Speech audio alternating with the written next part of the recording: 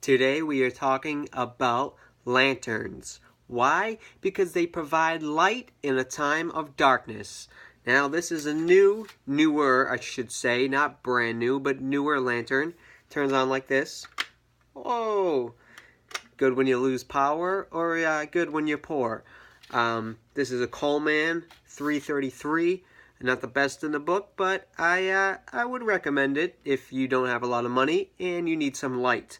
But let's move on to some more interesting lanterns that I got at estate sales and yard sales, depending on the day.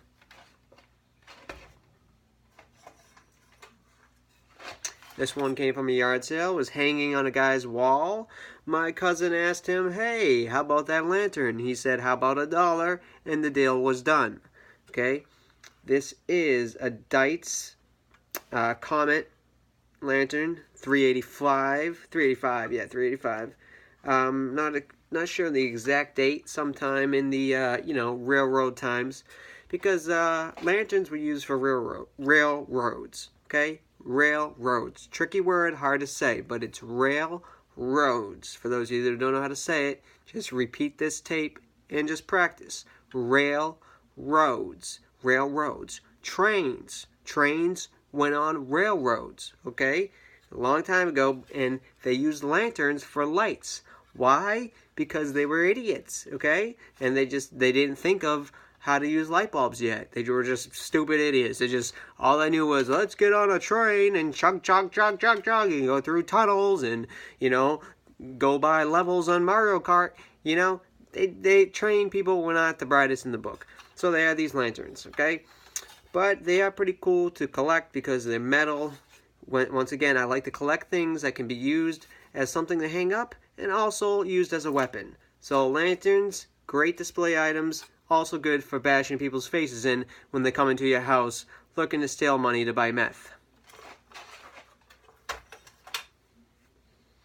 Alright, the next lantern is mucho grande, as they say in Mexico. There we go, folks. There we go. Now, this lantern has been through a few tunnels, if you know what I mean. It's been on the railroad track, chugging along for quite some time. It's not in the best shape, but I had to buy it just because of the pure size of this lantern. The beauty is in the essence that it once was. Not the current state, the essence of what it once was. Okay, still got the bulb intact here. The glass intact here.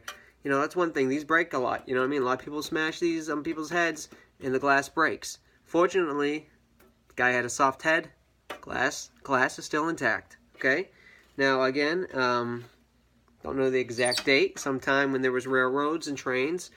And it looks like it's a PATD 31014 H25 lock knob. Lock knobs are the best. If you're looking for glass for your lantern, make sure you get a lock knob. Okay, they hold in place, they lock in place, and if you need something else to put in place where your doorknob is, they also double as doorknobs for glass doors.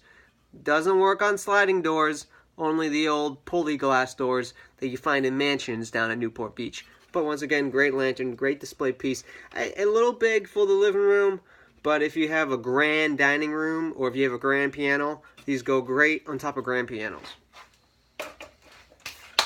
Alright, this is the last lantern I have. I don't have a big collection of lanterns, but these are my, few favorites. But this one is my favorite lantern that I have currently in stock.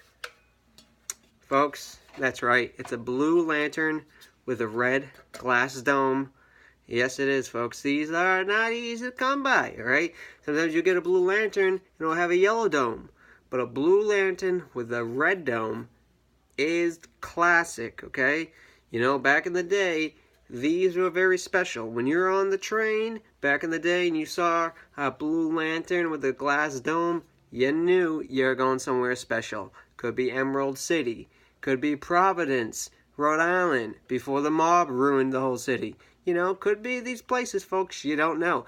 That's the fun about getting on a train. Sometimes you get on a train and you just say, hey, take me to wherever you're going last.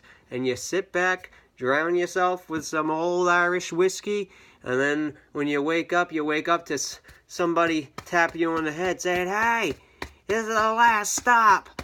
You gotta get off the train. You gotta get off the train. The conductor needs to sleep too.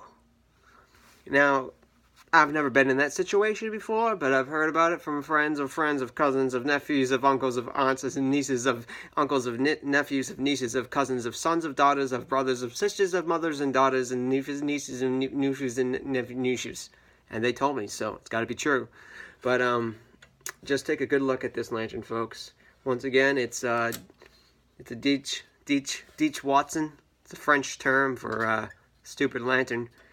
And just great overall class, folks. Got a little rust at the top, but as we say in the antique business, rust, go away, or come again another day. Doesn't matter. It's an antique, you know. Someone's like, oh, 500 years old. It's got a little rust. Yeah, it's got a little rust, okay? 500 years old, all right? Enough. Who gives a crap? Just be happy that you got it, all right? Happy that you got it. Don't pick it apart, you know. Oh, a little chip here, a little. You know what? It's a lantern. They used it on railroad tracks when they didn't have freaking light bulbs. All right? It has a little rust. Deal with it. Hang it up on your wall. You don't like it? Give it to me. Alright, folks, so that's all my lanterns that I have for today. But as you know, I travel a lot east to west. I go over a lot of old railroad tracks, so I will probably find more lanterns in the future. Now, I'm not a hypnotist, okay, but I can predict pretty good. I'm good at crossword puzzles. I do them backwards with my eyes closed, and then I open up the paper and I realize I was drawing over the obituaries. But, you know, who cares? Nobody reads obituaries unless it's, you know, somebody close to you. And then in that case, you look at it online, or you don't look at it at all. You just cry. So, you know, nobody gives a damn about obituaries.